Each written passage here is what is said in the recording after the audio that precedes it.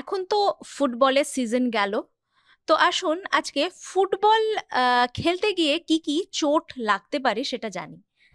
First হচ্ছে, খুব common হচ্ছে এসিএল টিয়ার বা আমাদের অ্যান্টেরিয়র ক্রুশিয়েট লিগামেন্ট বলে থাকি। হাঁটুর মধ্যে সামনের দিকে একটা লিগামেন্ট থাকে, সেটার টিয়ার।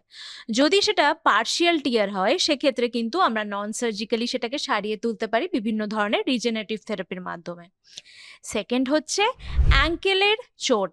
অ্যাঙ্কেলে খুব কমন যেটা চোট লাগে সেটা হচ্ছে এটিএফএল টিয়ার, মানে হচ্ছে একটা লিগামেন্ট অ্যাঙ্কেলের সাইডে থাকে। প্রায় আমরা পায়ে মোচ খেলে সেই লিগামেন্টটা স্প্রেন বা পার্শিয়াল টিয়ার হতে পারে। সেটাও কিন্তু যদি পার্শিয়ালি টিয়ার হয় তাহলে আমরা নন সার্জিক্যালি ট্রিটমেন্ট করতে পারি। থার্ড হচ্ছে হ্যামস্ট্রিং মাসেলের স্প্রেন। এই হ্যামস্ট্রিং মাসেলে যদি ফুটবল বা এরকম যে কোনো স্পোর্টস খেলতে গিয়ে যদি চোট লাগে, সেক্ষেত্রেও কিন্তু নন সার্জিক্যালি আমরা অনেক ধরনের রিজেনারেটিভ মেডিসিন দিয়ে এই জিনিসপত্র সারিয়ে তুলতে পারি। এবং লাস্টলি হচ্ছে আরেকটা খুব কমন, সেটা হাঁটুতেই হচ্ছে মেনিস্কাল ইনজুরি বা মেনিস্কাল টিয়ার।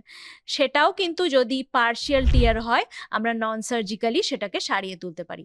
আপনার যদি এরকম কোনো স্পোর্টস অ্যাক্টিভিটি বা ফুটবল খেলতে গিয়ে কোনো ধরনের চোট লেগে থাকে, অবশ্যই সেটা একজন পেইন ফিজিশিয়ানকে দেখান। সেটা নন সার্জিক্যালি সারিয়ে তোলা যাবে কিনা সেটা আগে দেখুন।